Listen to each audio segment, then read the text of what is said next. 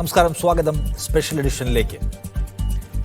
താജ്മഹൽ നൂറ്റാണ്ടോളമായി നടന്നുവരുന്ന ഉറൂസ് നിർത്തിവെക്കണം എന്നാവശ്യപ്പെട്ടുകൊണ്ട് ഹിന്ദു മഹാസഭ എന്ന സംഘടന കോടതിയെ സമീപിച്ചിരിക്കുകയാണ്. അടുത്ത ദിവസം ആഗ്ര കോടതി ആ കേസ് പരിഗണിക്കുന്നു. ഉത്തരവ് എന്തായിരിക്കുമെന്ന് പറയാനാവാത്ത സ്ഥിതി ഇപ്പോൾ ഇന്ത്യയിലുണ്ട്. ഏതായാലും വിവിധ മതങ്ങളുടെ ആരാധനാലയങ്ങൾക്കുമേൽ അവകാശവാദം ഉന്നയിക്കാനും കോടതിയിൽ പോകാനും കഴിയും വിധത്തിൽ ആത്മവിശ്വാസമുള്ള സംഘമായി ഹിന്ദുത്വർ മാറുന്നതിൻ്റെ കാഴ്ചയാണ് നാം കാണുന്നത്. ബാബരി മസ്ജിദ് പൊളിച്ചയിടത്ത് പണിത ക്ഷേത്രത്തെ ദേശീയ നേട്ടമാക്കി അവതരിപ്പിക്കുന്നു സർക്കാർ. മുഴുവൻ ഹിന്ദുക്കളുടെയും വികാരത്തിൻ്റെ ഭാഗമാണതെന്ന് വിശദീകരിക്കുന്നവരിൽ കോൺഗ്രസുകാർ പോലുമുണ്ട്. അതിനുശേഷം ഗ്യാൻ വാപി പള്ളിയിൽ കോടതിയുടെ പരിഗണനയിലിരിക്കുന്ന ഒരു കേസിൽ അകത്ത് പൂജ നടത്താൻ വിചിത്രവും അപകടകരവുമായ അനുമതി കൊടുക്കുന്നു ഒരു പ്രാദേശിക കോടതി. അത് തടയാൻ നമ്മുടെ പരമോന്നത നീതിപീഠം പോലും തയ്യാറാവുന്നില്ല. എല്ലാ പള്ളികൾക്കുമേൽ അവകാശവാദം ഉന്നയിക്കണം എന്നാഗ്രഹിക്കുന്ന ഹിന്ദുത്വർക്ക് ആത്മവിശ്വാസത്തിന് ഇതുതന്നെ ധാരാളം. താജ്മഹൽ തേജോ മഹാലയാണ് എന്ന ആക്ഷേപം ഉന്നയിച്ചത് BJP-കാരാണ്. ഒരു BJP നേതാവ് മുൻപ് കോടതിയിൽ പോയതുമാണ്. പക്ഷെ ഇന്നത്തെ സാഹചര്യം അനുകൂലമാണെന്ന് മനസ്സിലാക്കിയാവണം താജ്മഹലിന് ചുറ്റും കുഴിക്കാൻ ഞങ്ങൾ കോടതിയെ സമീപിക്കുമെന്നാണ് ഹിന്ദു മഹാസഭാ നേതാവ് പറയുന്നത്. എന്താണ് ഇന്നത്തെ ഇന്ത്യൻ സാഹചര്യം? 1991 നമ്മളുണ്ടാക്കിയ ഒരു ആരാധനാലയത്തിന്മേലും മറ്റു വിഭാഗങ്ങൾക്ക് ക്ലെയിം ഉണ്ടാവില്ല എന്ന നിയമത്തെ നാം നമ്മുടെ കോടതികൾ അനാഥമാക്കുകയാണ്. സർവ്വ നിയമത്തെയും സർവ്വധാർമ്മികതയും പെരുവഴിയിൽ നിർത്തിക്കൊണ്ട് നമ്മൾ അങ്ങേയറ്റം അപകടകരമായ ഒരു കാൽവെയ്പ് നടത്തുകയാണ്. കോടതികൾ ഈ കാര്യത്തിൽ അവരുടെ ഉത്തരവാദിത്വം എങ്ങനെ നിറവേറ്റുന്നു? രാഷ്ട്രീയ കക്ഷികൾ ആ കാര്യത്തിൽ എന്തുമാത്രം ജാഗ്രതയും ഉത്തരവാദിത്വവും പുലർത്തുന്നു? ഈ വിഷയം സംസാരിക്കുന്നു നമ്മളിന്ന്. എന്നോടൊപ്പം BJP നേതാവ് CP കൃഷ്ണദാസ്, M പ്രകാശൻ CPIM-ൽ നിന്ന്, അഡ്വക്കേറ്റ് ദീപക് പ്രകാശ് അഭിഭാഷകൻ, T മുഹമ്മദ് വേളം ജമാഅത്തെ ഇസ്ലാമിയുടെ പ്രതിനിധി എന്നിവരാണ്. ആദ്യം CP കൃഷ്ണദാസ്, ഹിന്ദുത്വ സംഘങ്ങൾ നടത്തുന്ന ഇത്തരം അതിക്രിയകളോട് BJP-ക്ക് യോജിപ്പുണ്ടോ?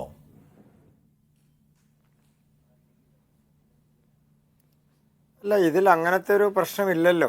അതിൻ്റെ പ്രധാനപ്പെട്ട കാര്യം, ഇത് ബഹുമാനപ്പെട്ട കോടതിയുമായി ബന്ധപ്പെട്ടുകൊണ്ട് നടക്കുന്ന ഒരു കേസിൽ ബഹുമാനപ്പെട്ട കോടതിയുടെ നിർദ്ദേശപ്രകാരം നടക്കുന്ന ഒരു പ്രക്രിയയാണ്. ആ പ്രക്രിയയിൽ ഏതെങ്കിലും തരത്തിലുള്ള ഇടപെടലുകളോ അഭിപ്രായമോ പറയേണ്ട ഒരു സാഹചര്യം നിലവിൽ BJP-യെ സംബന്ധിച്ച് ഇല്ല. അതൊരു പ്രധാനപ്പെട്ട കാര്യം. ഇത് കോടതിയുടെ വ്യവഹാരത്തിൻ്റെ ഭാഗമായിട്ടാണ് താങ്കൾ സൂചിപ്പിച്ചതടക്കമുള്ള എല്ലാ കാര്യങ്ങളും ഇപ്പോൾ നടന്നുകൊണ്ടിരിക്കുന്നത്. ആ കോടതി വിധി എന്താണോ ആ കോടതി വിധിക്കനുസരിച്ചോ അല്ലെങ്കിൽ അതിൻ്റെ നിർദ്ദേശങ്ങൾക്കും അതുമായി ബന്ധപ്പെട്ടുകൊണ്ടുണ്ടാകുന്ന ഉത്തരവുകൾക്കും അനുസരിച്ച് മാത്രം പ്രവർത്തിക്കുക എന്നുള്ളതാണ് സ്വാഭാവികമായിട്ടും നമ്മളെ സംബന്ധിച്ചുള്ള ഒരു പ്രധാനപ്പെട്ട കാര്യം. അല്ല, ഞാൻ ചോദിക്കുന്നത് അതല്ല. കോടതി വിധികളെ കുറിച്ച് വേണമെങ്കിൽ നമുക്ക് സംസാരിക്കാവുന്നതാണ്. പക്ഷെ നോക്കൂ, ബാബരി മസ്ജിദിന്റെ കാര്യത്തിൽ ഒരു കോടതി വിധി ഉണ്ടായിരുന്നല്ലോ, സ്റ്റാറ്റസ് കോ നിലനിർത്തണമെന്ന്. ആ കോടതി വിധി നിലനിൽക്കുകയാണല്ലോ കർസേവകർ പള്ളി തകർത്തു വീഴ്ത്തിയത്. അതിന്റെ മുന്നിലുണ്ടായിരുന്ന അതിൻ്റെ പ്രചോദക സംഘത്തിൻ്റെ തലവനാണല്ലോ നമ്മൾ ഇന്ന് ഭാരതരത്ന നൽകി ആദരിക്കുന്നത്. അതുകൊണ്ട് കോടതി വിധികളെ ഞങ്ങൾ പരിഗണിക്കുന്നു. ഇപ്പോൾ ശബരിമല കേസിൽ കോടതി വിധി എന്തായിരുന്നു? അത് അംഗീകരിച്ചവരല്ലല്ലോ നിങ്ങൾ. ഞാൻ ചോദിക്കുന്നത് നിങ്ങളുടെ പൊളിറ്റിക്കൽ പൊസിഷനെ കുറിച്ചാണ്. ഈ രാജ്യത്ത് കണ്ണിൽ കണ്ട പള്ളികൾക്കെല്ലാം മേൽ അവകാശവാദം ഉന്നയിക്കുന്ന ഹിന്ദുത്വ സംഘങ്ങളെ നിങ്ങൾ പിന്തുണയ്ക്കുന്നുണ്ടോ രാഷ്ട്രീയമായി, അതോ ഇല്ലയോ എന്നാണ്. അല്ല, അങ്ങനത്തെ ഒരു സാഹചര്യം ഇല്ല എന്നാണ് നിഷാദ് ഞാൻ സൂചിപ്പിച്ചത്. അതിൻ്റെ പ്രധാനപ്പെട്ട കാരണം, ഇപ്പോൾ താങ്കൾ സൂചിപ്പിച്ചത് രാമജന്മഭൂമി പ്രശ്നവുമായിട്ടുള്ളതാണെങ്കിൽ അത് എത്രയോ കാലങ്ങളായി, എത്രയോ പതിറ്റാണ്ടുകളായി രാജ്യത്ത് നിലനിൽക്കുന്ന തർക്കവും അതുമായി ബന്ധപ്പെട്ടുകൊണ്ട് കേസുകളും നിലനിൽക്കുന്നതാണ്. അതിലുണ്ടായിട്ടുള്ള ഒരു സെറ്റിൽമെൻറ്റിൻ്റെ അടിസ്ഥാനത്തിലോ അല്ലെങ്കിൽ ഒരു തർക്ക പരിഹാരത്തിൻ്റെ അടിസ്ഥാനത്തിലാണ് നിലവിലെ ആ സ്ഥിതിയിലേക്ക് അത് എത്തിയിട്ടുള്ളത്.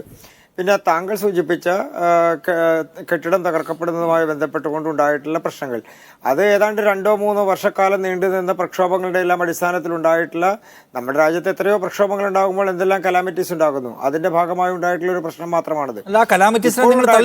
നിങ്ങൾ ഏറ്റെടുക്കുന്ന കലാമിറ്റിയല്ലേ, അധിനിവേശത്തിന്റെ സ്തംഭങ്ങൾ തകർത്ത അഭിമാന നിമിഷമെന്ന് ഇപ്പോഴും അതിനെ വാഴ്ത്തിപ്പറയുന്നവരല്ലേ നിങ്ങൾ? അത് ഞാൻ ചോദിക്കുന്നത്, കോടതി വിധി അവിടെ നിൽക്കെ, ഒന്നും ഒരു അപകടവും ഉണ്ടാവാൻ പാടില്ലെന്ന് കോടതി വിധി ഉണ്ടായിരിക്കെ അത് തകർത്തിട്ടവരുടെ സംഘത്തിൽപ്പെട്ടവർ എന്ന നിലയ്ക്ക് നിങ്ങൾക്ക് ഈ പുതിയ അവകാശവാദങ്ങളുള്ള നിലപാട് എന്താണ്? ഗ്യാൻവാപ്പി മസ്ജിദ് ഞങ്ങൾക്ക് ഏറ്റെടുക്കണമെന്ന് പറഞ്ഞാണ് ഹർജിക്കാർ വന്നിട്ടുള്ളത്. നിങ്ങൾ ഹർജിക്കാരുടെ പക്ഷത്താണോ അതോ എല്ലാ പള്ളിയും ഇങ്ങനെ ഏറ്റെടുക്കാൻ നടന്നാൽ ഈ രാജ്യത്ത് സമാധാനം ഉണ്ടാവില്ല എന്ന പൊസിഷനിലാണോ നിങ്ങളുള്ളത് എന്നാണ് ഞാൻ ചോദിക്കുന്നത്. എന്താ സർസംഘചാലകർ പറഞ്ഞല്ലോ എല്ലാ പള്ളിയുടെയും താഴെ പോയി ശിവലിംഗം തപ്പേണ്ട കാര്യമില്ല എന്ന്. BJPയുടെ പൊസിഷൻ എന്താണ് ഇതിനകത്ത് എന്ന് ചോദിക്കുകയാണ് ഞാൻ. അല്ല, അതിൽ നിഷാദ് സൂചിപ്പിച്ചതുപോലെ ആദരണീയനായിട്ടുള്ള സർസംഘചാലക ഒരു അഭിപ്രായം പറഞ്ഞതിന് ശേഷം അതിന് മുകളിൽ ആരെങ്കിലും ഒരു അഭിപ്രായം പറയേണ്ട സാഹചര്യം നിലവിലില്ല. അത് BJP സംബന്ധിച്ചാണെങ്കിലും ഇല്ല, മറ്റ് സംഘടനകളെ സംബന്ധിച്ചാണെങ്കിലും അതിൻ്റെ ഒരു ആധികാരികമായിട്ടുള്ള ഒരു ഉത്തരം വന്നതിന് ശേഷം പിന്നീട് ആ ചർച്ചയ്ക്ക് തന്നെ സാധ്യതയില്ലാത്തതാണ്. അതൊരു ഭാഗത്ത്. മറുഭാഗത്ത് അങ്ങനെ ഒരു തർക്കമുണ്ടാകുന്നു എന്നുള്ളതിൻ്റെ അടിസ്ഥാനത്തിലല്ല നിലവിലെ സാഹചര്യമുള്ളത്. 91 മുതൽ ഞാൻ മനസ്സിലാക്കുന്നതനുസരിച്ച് 91 മുതൽ നടക്കുന്ന കേസുകളുടെയും തർക്കങ്ങളുടെയും അതുമായി ബന്ധപ്പെട്ടുകൊണ്ടുള്ള നടപടികളുടെ എല്ലാം ഭാഗമായിട്ടാണ് ഇപ്പോൾ കോടതി ഒരു ഉത്തരവ് പുറപ്പെടുവിച്ചിട്ടുള്ളത്. പക്ഷെ നോക്കൂ, ഇതിനകത്ത് ശ്രീ കൃഷ്ണദാസ് താങ്കൾ അഭിഭാഷകൻ കൂടിയാണ് ഞാൻ മനസ്സിലാക്കാണ്. ശ്രീ കൃഷ്ണദാസ് നോക്കൂ, ഇവിടെ 1991 ഒരു നിയമമുണ്ട്. 47 നമുക്ക് സ്വാതന്ത്ര്യം കിട്ടുമ്പോൾ ഓരോ സ്ട്രക്ചറും ആരുടെ പേരിലായിരുന്നു അതിന്മേൽ അവകാശവാദം ഉന്നയിക്കാൻ കഴിയില്ല എന്നാണ് നിയമം. ആ നിയമം ചൂണ്ടിക്കാട്ടിക്കുമ്പോൾ പോലും അത് പരിഗണിക്കാതെ വേണ്ടത്ര ഡേറ്റ ഇല്ലാതെ കേവലമായ അപേക്ഷകൾ പരിഗണിച്ചുകൊണ്ട് പള്ളിക്കകത്ത് വേറൊരു വിഭാഗത്തിന് പ്രാർത്ഥന നടത്താൻ അനുമതി കൊടുക്കുകയാണ്. നോക്കൂ, അത് വളരെ സെൻസിറ്റീവായിട്ടുള്ള ഒരു സംഭവമാണല്ലോ, നമുക്കറിയാം. അത് ഏത് നിലയ്ക്കുമുള്ള റിസ്ക് എലമെൻസിന് സാധ്യതയുള്ള ഒന്നാണ്. ഇന്നലെ മുസ്ലിം മത നേതാക്കൾ വാർത്താ സമ്മേളനം നടത്തി പറയുകയാണ്, ഞങ്ങൾക്ക് കോടതികളിലാണ് ഞങ്ങളുടെ വിശ്വാസം, അതുകൂടി ഇല്ലെങ്കിൽ പിന്നെ എന്ത് സംഭവിക്കുമെന്ന് ഞങ്ങൾക്കറിയില്ല, ഞങ്ങൾക്ക് ഉത്തരവാദിത്വം ഇല്ല എന്ന്. നോക്കൂ, അത് ഒരു ഒരു ഒരു അപകടകരമായ ഒരു സാഹചര്യമല്ലേ? ഒരു ഭരണകൂടത്തെ നിയന്ത്രിക്കുന്ന പാർട്ടി എന്ന നിലയ്ക്ക് നിങ്ങൾ അതിനെ എങ്ങനെയാണ് കാണുന്നത്, ആ സിറ്റുവേഷനെ? നിഷാദ്, ഇതിലൊരു പ്രധാനപ്പെട്ട വിഷയമുള്ളത് അങ്ങനോട് സൂചിപ്പിച്ച 91 നിയമം അടക്കമുള്ള കാര്യങ്ങൾ പരിഗണിച്ചതിന് ശേഷമാണല്ലോ ബഹുമാനപ്പെട്ട ഉത്തർപ്രദേശിലെ ഒരു ജില്ലാ കോടതി ഇതുമായി ബന്ധപ്പെട്ടുകൊണ്ടുള്ള ഉത്തരവ് പുറപ്പെടുവിച്ചിട്ടുള്ളത്. അതിൽ ബഹുമാനപ്പെട്ട ഹൈക്കോടതിയെ സമീപിച്ചിട്ട് അതിലൊരു സ്റ്റേ കിട്ടുകയോ അതിലൊരു തടസ്സം ഉണ്ടാവുകയോ ചെയ്തിട്ടില്ല. അപ്പോൾ സ്വാഭാവികമായും അതിൻ്റെ നിയമവശങ്ങളെ സംബന്ധിച്ചും അതുമായി ബന്ധപ്പെട്ടുകൊണ്ടുള്ള അതിൻ്റെ നടപടിക്രമങ്ങളെ സംബന്ധിച്ചും കോടതികൾ കാണാതെ ഒരു ഉത്തരവിലേക്ക് പോകില്ലല്ലോ. അതൊരു ഭാഗത്ത്. മറുഭാഗത്ത് അങ്ങനോട് ചോദിച്ചത് രാഷ്ട്രീയത്തിൻ്റെ അടിസ്ഥാനത്തിലാണെങ്കിൽ സ്വാഭാവികമായും ഈ രാജ്യത്തുണ്ടാകുന്ന എല്ലാ പ്രക്രിയകളിലും, അതായത് രാഷ്ട്രീയ പ്രാധാന്യമുള്ള എല്ലാ പ്രക്രിയകളിലും എല്ലാ രാഷ്ട്രീയ പാർട്ടിക്കും ഉള്ളതുപോലെ തന്നെ BJPക്കും അതിൻ്റെതായിട്ടുള്ള അഭിപ്രായങ്ങളുണ്ടാകും. അത് കാലാകാലങ്ങളിൽ BJP സ്വീകരിക്കുന്ന നയങ്ങൾക്കും രീതികൾക്കും അനുസരിച്ചിട്ടാണ്. ഈ വിഷയത്തെ സംബന്ധിച്ച് ബഹുമാനപ്പെട്ട കോടതി ഒരു ഉത്തരവ് പുറപ്പെടുവിച്ചിരിക്കുന്നു. ആ ഉത്തരവിൻ്റെ അടിസ്ഥാനത്തിലൊരു പ്രക്രിയ അവിടെ നടക്കുന്നു. ആ പ്രക്രിയയോട് തൽക്കാലം ഏതെങ്കിലും തരത്തിലുള്ള അനുഭാവം കൂടുതലായി പ്രകടിപ്പിക്കേണ്ടതോ അതുമായി ബന്ധപ്പെട്ടുകൊണ്ട് കൂടുതലായി എന്തെങ്കിലും ഒരു അഭിപ്രായം പറയേണ്ട സാഹചര്യം നിലവിലില്ല. പക്ഷേ കാസിം അധുര ബാക്കി ഹേ എന്ന് മുദ്രാവാക്യം വിളിച്ചവരാണ് നിങ്ങൾ. ഞാൻ ചോദിക്കുന്നത് നോക്കൂ, ഇവിടെ ഞാൻ അപ്പുറത്തേക്കൊന്ന് പോകുന്നതിന് മുമ്പേ നമ്മുടെ താജ്മഹലിലെ ഉറൂസ് നിരോധിക്കണമെന്ന് ആവശ്യപ്പെട്ട് വരുന്ന ഹിന്ദു സേന അടുത്ത സ്റ്റെപ്പായിട്ട് അവകാശപ്പെടുന്ന കാര്യം ഞങ്ങളിതിൻ്റെ ചുറ്റും കുഴിക്കണമെന്ന് ആവശ്യപ്പെടാൻ പോവുകയാണ് എന്നാണ്. അതിനോട് നിങ്ങൾക്ക് യോജിപ്പുണ്ടോ? കാരണം അവരുടെ കോൺഫിഡൻസ് ലെവൽ എവിടെ നിന്ന് അവരെന്നറിയാം. ഈ കോടതി വിധി, ഇപ്പോൾ ഒരു മസ്ജിദ് പൊളിച്ച സ്ഥലത്ത് നിർമ്മിക്കുന്ന ക്ഷേത്രം, അതിൻ്റെ ആഘോഷം, അതിനെ തുടർന്നുള്ള മറ്റ് മസ്ജിദുകളുടെ പട്ടിക, കോടതികളിൽ നിന്ന് നിരന്തരമായി കിട്ടുന്ന അനുകൂല വിധി, ഈ കോൺഫിഡൻസ് കൂടിയിട്ട് പല ഫ്രിഞ്ച് എലമെൻറ്റ്സ് ഉയർന്നു വന്ന് പല പള്ളികൾക്കുമേൽ, നമ്മുടെ പുരാതന സ്തംഭങ്ങൾക്കുമേൽ, അഭിമാന സ്തംഭങ്ങൾക്കുമേൽ ഈ പറയുന്ന വഷളൻ അവകാശവാദങ്ങൾ ഉന്നയിക്കുകയാണ്. BJPക്ക് വല്ല ഉത്തരവാദിത്വം തോന്നുന്നുണ്ടോ അതിനകത്ത്? നിഷാദെ, അതിന് അങ്ങനെ ആ തരത്തിലൊരു ചർച്ച ഉണ്ടാകുന്ന വിഷയങ്ങളെ സംബന്ധിച്ച് എല്ലാ തരത്തിലും അങ്ങനെ കാണേണ്ടതില്ല. അതിൻ്റെ പ്രധാനപ്പെട്ട കാരണം ഇത് പല വിഷയങ്ങൾ എടുത്തു നോക്കിക്കഴിഞ്ഞാലും, ഇപ്പോൾ തർക്കങ്ങൾ ഉണ്ടായി വരുന്ന പല കാര്യങ്ങൾ എടുത്തു നോക്കിക്കഴിഞ്ഞാലും അതെല്ലാം ഏതാണ്ട് 300-400 വർഷങ്ങൾക്ക് മുൻപ് നടന്നിട്ടുള്ള ചില പ്രക്രിയകളുടെയും ചില തർക്കങ്ങളുടെയും ചില തകർക്കപ്പെടലുകളുടെയും ചില പുനരുദ്ധാരണങ്ങളുടെയും ഒക്കെ ഭാഗമായി ഉണ്ടായിട്ടുള്ളതോ നിർമ്മിക്കപ്പെട്ടിട്ടുള്ളതോ തകർക്കപ്പെട്ടിട്ടുള്ളതോ ആയിട്ടുള്ള വിഷയങ്ങളെ സംബന്ധിച്ച് ഉയർന്നു വരുന്ന തർക്കങ്ങളാണ്. അതിലാണല്ലോ ആർക്കിയോളജിക്കൽ സർവേ ഓഫ് ഇന്ത്യ ഈ വിഷയങ്ങളിൽ പലതിലും അവരുടേതായിട്ടുള്ള അഭിപ്രായങ്ങൾ രേഖപ്പെടുത്തിയിട്ടുണ്ടല്ലോ. അവിടെ എന്തായിരുന്നു യഥാർത്ഥത്തിൽ ഉണ്ടായിരുന്നത്, അവിടെ ഏത് തരത്തിലുള്ള നിർമ്മിതിയായിരുന്നു നേരത്തെ ഉണ്ടായിരുന്നത്, ഇതെല്ലാം ഈ വിഷയങ്ങളിലെല്ലാം പരിഗണിക്കപ്പെട്ടിട്ടുണ്ട്. അങ്ങനെ ആർക്കിയോളജിക്കൽ സർവേ ഓഫ് ഇന്ത്യ നടത്തിയിട്ടുള്ള പരീക്ഷണങ്ങളുടെയും നിരീക്ഷണങ്ങളുടെയും ഗവേഷണങ്ങളുടെയും എല്ലാം അടിസ്ഥാനത്തിൽ ഉരുത്തിരിഞ്ഞു വരുന്ന അഭിപ്രായം കൂടി പരിഗണിച്ചുകൊണ്ടാണ് അതൊരു ഭാഗത്ത് പരിശോധിച്ചിട്ട് അതല്ല എന്ന് ആർക്കിയോളജിക്കൽ സർവേ ഓഫ് ഇന്ത്യ പറഞ്ഞിട്ടുണ്ടോ? മുമ്പും പറഞ്ഞിട്ടില്ല, ഇനിയും പറയും തോന്നുന്നില്ല. ഈ ASIയുടെ റിപ്പോർട്ടിനകത്തുള്ളത് മുഴുവൻ മുൻവിധി നിറഞ്ഞ വ്യാജങ്ങളാണ് എന്ന് പറഞ്ഞത് ASIക്കകത്തുള്ള ആൾക്കാർ തന്നെയാണ്, നമുക്കറിയാലോ. അവർ ഏത് തരത്തിലുള്ള പോയിന്റ്സ് മുന്നിൽ വെച്ചിട്ടാണ് അവതരിപ്പിച്ചത് ഞാനൊന്ന് വരാമേ ഒരു സെക്കൻഡ്. ശ്രീ അഭിഭാഷകൻ എന്നോടൊപ്പം ഉണ്ട്, നിഷാദേ, ശ്രീ ദീപക് പ്രകാശ്. ഞാനൊരൊറ്റ ഉത്തരം പറഞ്ഞിട്ട് പോവാം. ഒരു മിനിറ്റ്. അല്ല, ഞാൻ ഒരു കാര്യം പറഞ്ഞിട്ട് പോകാം. ആ വിഷയത്തെ സംബന്ധിച്ച് നിഷാദ് ചോദിച്ചതിൽ ഒന്ന്, ASIയെ സംബന്ധിച്ച് കഴിഞ്ഞ 10 വർഷക്കാലത്തെ ശ്രീ നരേന്ദ്രമോദിയുടെ ഗവൺമെന്റോ അതിന് മുൻപുള്ള വാജ്പേയിയുടെ 4-5 വർഷക്കാലത്തെക്കുറിച്ചാണ് താങ്കൾ ഉദ്ദേശിക്കുന്നതെങ്കിൽ അത് തെറ്റായിട്ടുള്ള കാര്യങ്ങളാണ്. ഭൂരിപക്ഷം ഭാഗങ്ങളിലും ഈ ASIയുടെ റിപ്പോർട്ട് വന്നിട്ടുള്ള കാലഘട്ടങ്ങളിൽ കോൺഗ്രസിന്റെ ഭരണമായിരുന്നു രാജ്യത്തുണ്ടായിരുന്നത്, അല്ലാതെ ഏതെങ്കിലും ഒരു റിപ്പോർട്ടിന്റെ അടിസ്ഥാനത്തിൽ BJP വേണ്ടിയാണ് എന്നതാണ് ഞാൻ ഉന്നയിക്കുന്ന ഒരു പോയിന്റ്. അതാണ് കോൺഗ്രസ് ഭരിച്ച കാലത്തെക്കുറിച്ച് പറഞ്ഞാൽ ജവഹർലാൽ നെഹ്റുവിന്റെ കാലത്താണല്ലോ രാമലല്ല കൊണ്ടുവന്ന് വെക്കുന്നത്. അതെടുത്ത് നദിയിൽ കളയണമെന്നല്ലേ ജവഹർലാൽ നെഹ്റു പറഞ്ഞത്. നടന്നോ? അത് ഇല്ല. അപ്പൊ കോൺഗ്രസ് പൊളിറ്റിക്കലി എടുക്കുന്ന ഡിസിഷൻ ഒന്നും താഴെത്തട്ടിൽ നടപ്പിലാക്കാൻ കഴിഞ്ഞിട്ടില്ല. വേറെ ഒരു ഡീപ് സ്റ്റേറ്റ് ഉണ്ട്. ആ ഡീപ് സ്റ്റേറ്റ് ഹിന്ദുത്വയ്ക്ക് വേണ്ടി പ്രവർത്തിക്കുന്ന നമുക്ക് അതിലൊന്നും സംസാരിക്കാം. ഞാൻ അത് വരുന്നതിന് മുമ്പേ ഒരു കാര്യം. അല്ല, ശ്രീ ദീപക് പ്രകാശ് നോക്കൂ, ഇവിടെ 91 നിയമത്തിന്റെ ബലത്തിൽ ജീവിക്കാം എന്ന് ഇവിടുത്തെ ന്യൂനപക്ഷങ്ങൾ വിചാരിക്കുന്നുണ്ടെങ്കിൽ ആ 91 നിയമം അത് എടുത്തു കളയാതെ തന്നെ അതിനെ അനാഥമാക്കിയിരിക്കുന്നു, അതിനെ അർത്ഥരഹിതമാക്കിയിരിക്കുന്നു നമ്മുടെ കോടതികൾ എന്ന സീരിയസ് പ്രശ്നത്തെ നമ്മളിപ്പോൾ അഭിമുഖീകരിക്കുന്നുണ്ടോ? ഈ വിഷയത്തെക്കുറിച്ച് പറയുമ്പോൾ നമ്മൾ the place of worship special provisions act 91 ആ ആക്ടിന്റെ ആമുഖത്തിൽ തന്നെ നമ്മളൊന്ന് വായിച്ചാൽ കാര്യങ്ങൾ വളരെയധികം വ്യക്തമാണ്. An act to prohibit conversion of any place of worship and to provide for a maintenance of the religious character of any place of worship as existed in 15th day of August 1947 and for matters connected therewith including thereto. അതായത് എന്താണോ അതിൻ്റെ ഒരു സ്ഥിതി 47 സ്ഥിതി എന്തായിരുന്നുവോ അത് തുടരണം എന്ന് തന്നെയാണ് ഈ ആക്ട് പറയുന്നത്. സാധാരണ ഒരു ആക്ട് ദുർബലപ്പെടുത്തണമെങ്കിൽ അതിൻ്റെ കോൺസ്റ്റിറ്റ്യൂഷണൽ വാലിഡിറ്റി ഹൈക്കോടതിയിൽ ആർട്ടിക്കിൾ 226 പ്രകാരം ചലഞ്ച് ചെയ്ത് ഈ ആക്ട് ദുർബലപ്പെടുത്തിയതിനു ശേഷം മാത്രമേ ഇതിൻ്റെ ഒരു ഇഫക്റ്റ് പോകുകയുള്ളൂ. ഇന്ന് നിലനിൽക്കുന്ന ഞാൻ മനസ്സിലാക്കുന്ന നിയമം ഈ ആക്ട് ഇത്രയും കാലം ദുർബലപ്പെടുത്തിയിട്ടില്ല എന്നുള്ളതാണ്.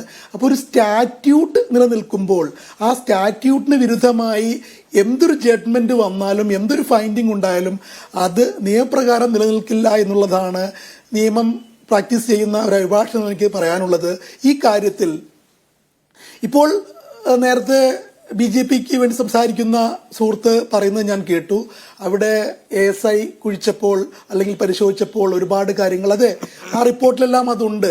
അത് നമ്മൾ അതേപോലെ എടുത്താൽ പോലും 47 ഇതിന്റെ അവസ്ഥ അതൊരു പള്ളി ആയിരുന്നെങ്കിൽ അത് ഇപ്പോഴും ഒരു പള്ളിയായി നിലനിർത്തണമെന്ന് തന്നെയാണ് ഈ ആക്ട് പറയുന്നത്. അല്ലെങ്കിൽ ഈ ആക്ട് ഒരു സൂട്ട് കൊണ്ട് ഈ കാര്യം തീർക്കാൻ വേണ്ടി കഴിയില്ല. കാരണം ഒരു സ്റ്റാറ്റ്യൂട്ട് ദുർബലപ്പെടുത്താൻ ഒരു ജില്ലാ കോടതിയുടെ അധികാര പരിധിയിൽ വരുന്നതല്ല. ഇതിനെക്കുറിച്ച് ഒരു ഫൈൻഡിങ്ങും നടത്താനും ഒരു ജില്ലാ കോടതിക്ക് അവകാശവുമില്ല. വരുമ്പോ സുപ്രീം കോടതി പറയണ്ടേ 91 നിയമമുണ്ട്, ഇങ്ങനെ ഒരു ക്ലെയിമും പറ്റില്ല, അപ്പൊ എടുത്ത് കളയേണ്ടതല്ലേ ഇത്. പക്ഷെ സുപ്രീം കോടതിയും അതിനെ എന്റർടൈൻ ചെയ്യുന്നു എന്ന് വരുന്നില്ലേ?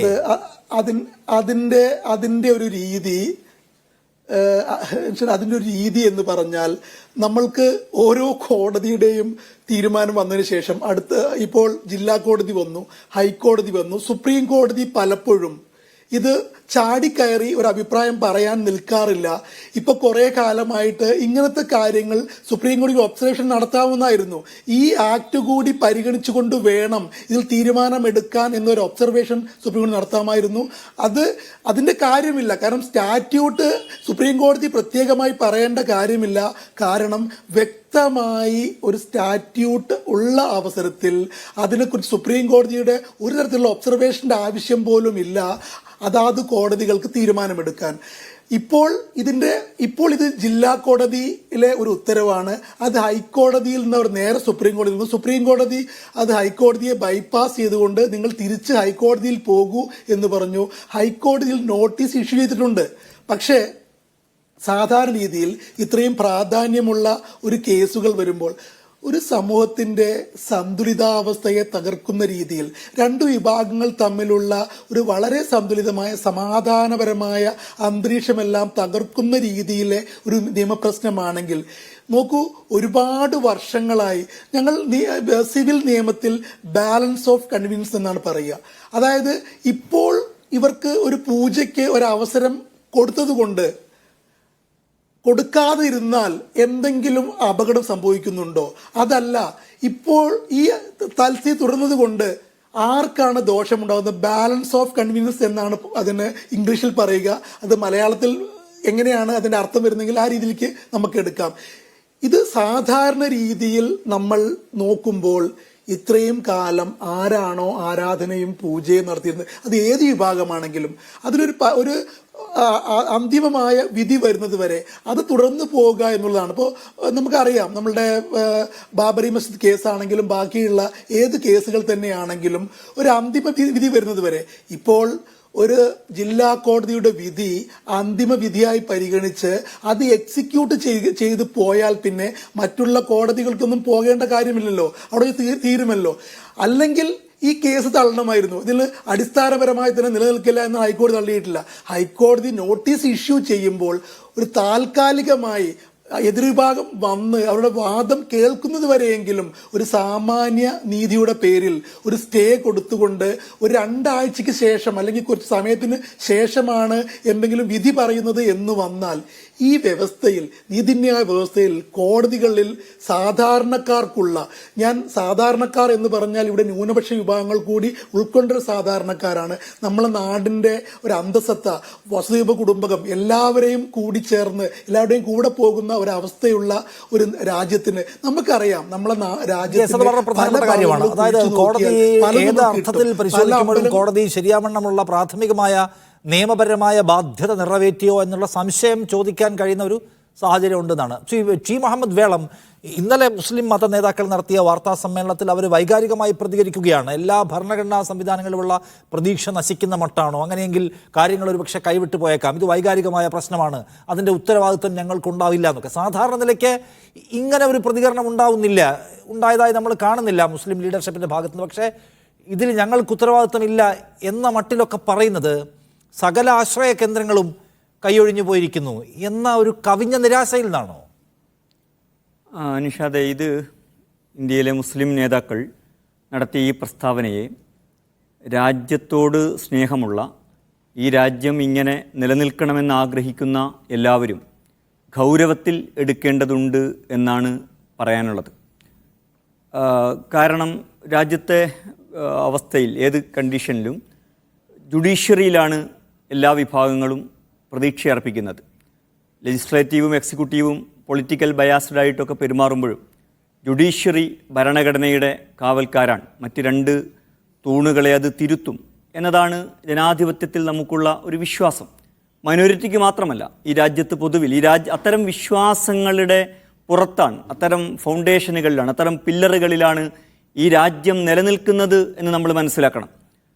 രാജ്യം നിലനിൽക്കുന്നത് പട്ടാളത്തിൻ്റെ ശക്തിയിലാണ്, അല്ലെങ്കിൽ ഏതെങ്കിലും രാഷ്ട്രീയ പാർട്ടികളുടെ കയ്യൂക്കിലാണ് എന്ന് നമ്മൾ മനസ്സിലാക്കരുത്. അങ്ങനെയല്ല ചരിത്രത്തിൽ ഒരു സമൂഹവും നിലനിന്നു പോന്നിട്ടുള്ളത്.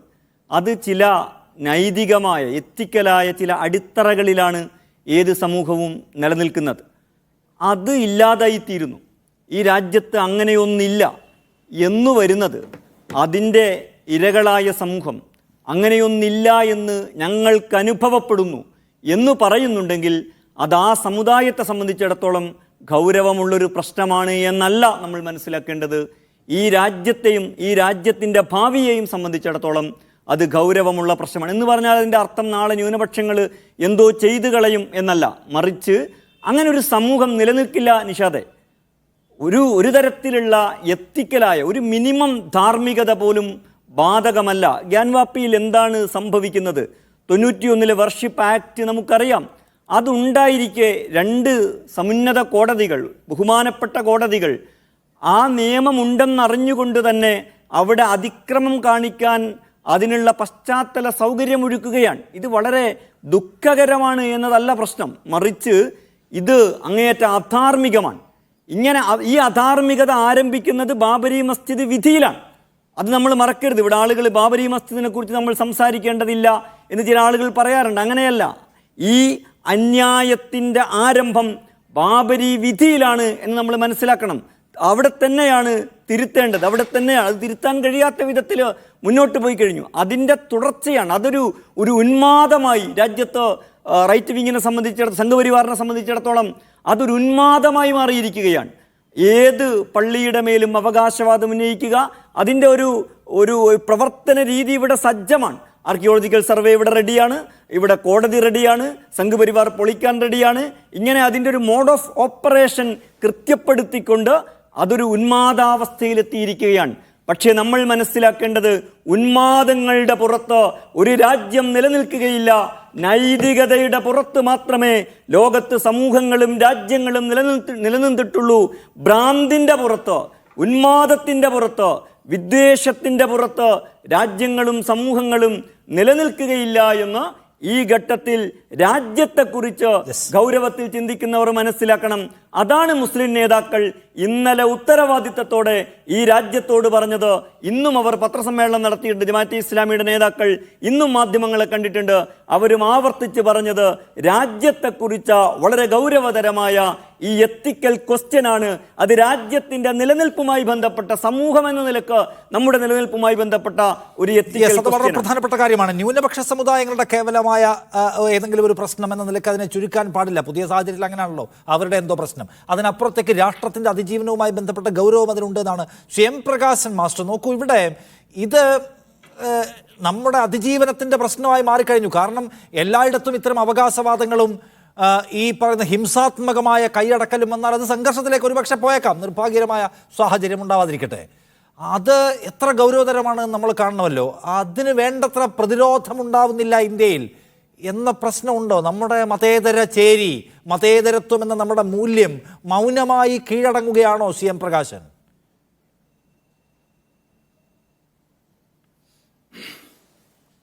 ഇതിൽ ഇന്ത്യയിലെ ഏറ്റവും വലിയ ഹൈന്ദവ വർഗീയ പ്രസ്ഥാനം എന്നുള്ള നിലക്ക് അതിൻ്റെ രാഷ്ട്രീയ മുഖമായ BJP, സംഘപരിവാര ശക്തികൾ, അവർ ഈ രാജ്യത്ത് അധികാരത്തിൽ വന്നാൽ ഉണ്ടാകുന്ന വിപത്തുകളെക്കുറിച്ച് ഏറ്റവും കൃത്യമായിട്ടുള്ള തിരിച്ചറിവോടെ ഈ രാജ്യത്തോട് പറയാൻ ശ്രമിച്ചൊരു പാർട്ടിയാണ് CPIM. എന്താണ് അവർ ഉദ്ദേശിക്കുന്നത്? നമ്മൾ ഒരു സമൂഹം നടക്കാൻ പോകുന്ന കാര്യങ്ങളെ സംബന്ധിച്ച് നടന്ന കാര്യങ്ങളിൽ നിന്ന് അവർക്ക് കൃത്യമായ നിലക്കുള്ള ഒരു ധാരണ ഉണ്ടാവണമല്ലോ. ആ ധാരണ വെച്ചുകൊണ്ട് കൃത്യമായ നിലക്ക് ഇന്ത്യയിൽ എന്താണ് സംഘപരിവാര ശക്തികൾ നടത്താൻ പോകുന്നത് എന്ന കാര്യം കൃത്യമായ നിലക്ക് ചൂണ്ടിക്കാണിച്ചൊരു പാർട്ടിയാണ് CPIM എന്താണോ 10 വർഷങ്ങൾക്ക് മുമ്പ് ഈ ഗവൺമെൻറ് വരുന്നതിന് മുമ്പ് ഈ രാജ്യത്തോട് ചൂണ്ടിക്കാണിച്ചത്, അത് നടന്നുകൊണ്ടിരിക്കുന്നു എന്നുള്ളതാണല്ലോ ഈ രാജ്യത്തെ കാണുന്ന ഒരു തല. നിങ്ങളിപ്പോൾ BJPക്കാരോട് ചോദിച്ചു, നിങ്ങൾക്ക് ഇതിനോട് യോജിപ്പുണ്ടോ? ഇതിനോട് യോജിപ്പുണ്ടോ എന്ന് ചോദ്യം അപ്രസക്താണ്.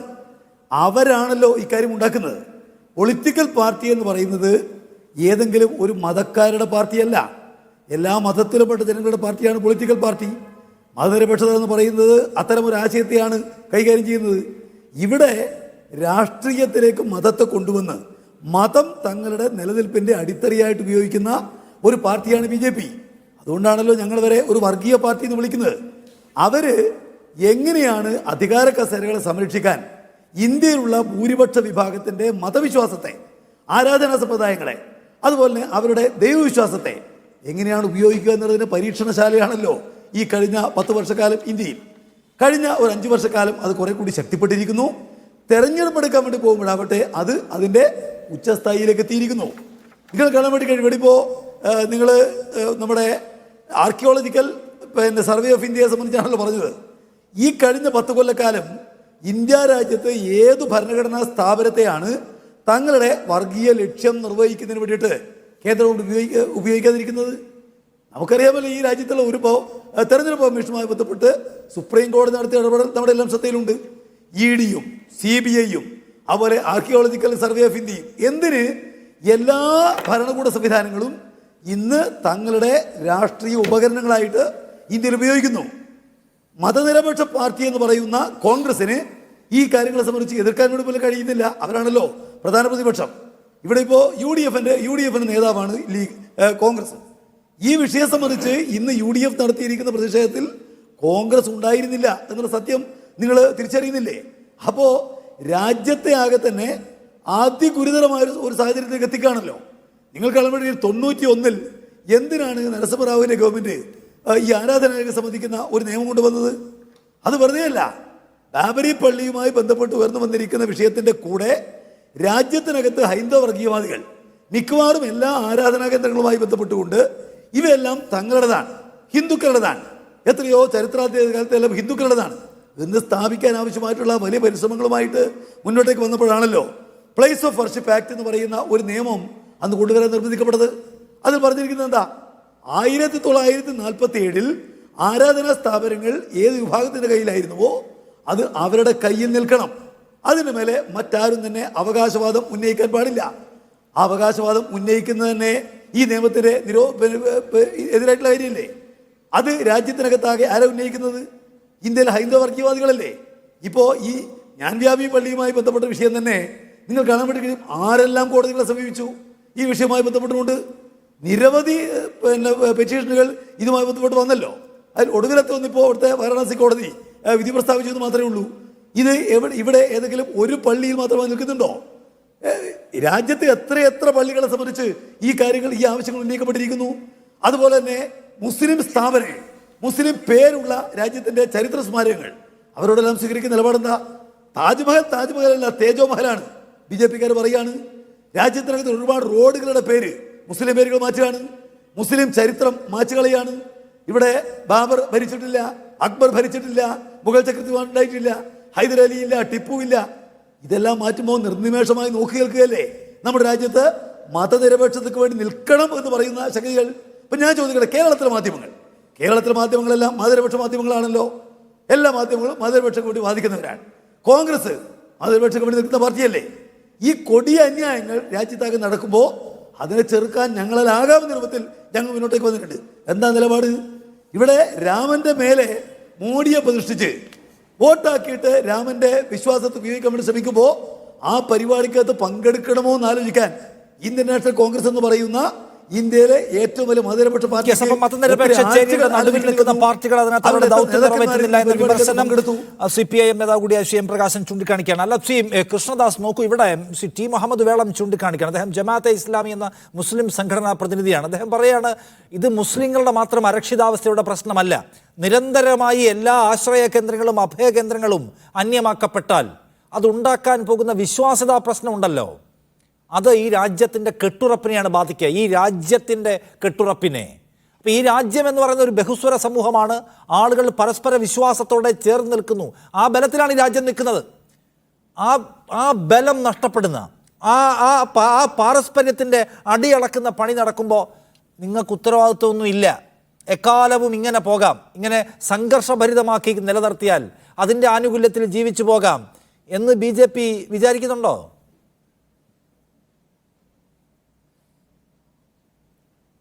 നിഷാദ്, ഇതിൽ ബഹുമാനപ്പെട്ട പ്രകാശൻ മാസ്റ്റർ അദ്ദേഹത്തിൻ്റെ ഏതെങ്കിലും ഒരു പ്രസ്താവന ഒരു മറുപടി അർഹിക്കുന്നതല്ല. പക്ഷേ എങ്കിൽ പോലും എനിക്ക് 1-2 കാര്യങ്ങൾ സൂചിപ്പിക്കാതെ പോകാൻ വയ്യ. അദ്ദേഹത്തിൻ്റെ പ്രഭാഷണം കേട്ടാൽ ഈ രാജ്യത്തെ മുഴുവൻ മുസ്ലിം സമൂഹത്തിൻ്റെയും അല്ലെങ്കിൽ അതുമായി ബന്ധപ്പെട്ടുകൊണ്ട് നിൽക്കുന്ന ആളുകളുടെയും മുഴുവൻ തന്നെ പിന്തുണയും അവരുടെ എല്ലാം ഉന്നമനവും ലക്ഷ്യം വെക്കുന്ന ഒരു പാർട്ടിയാണ് CPM എന്നാണ് നമ്മൾ ധരിക്കുക.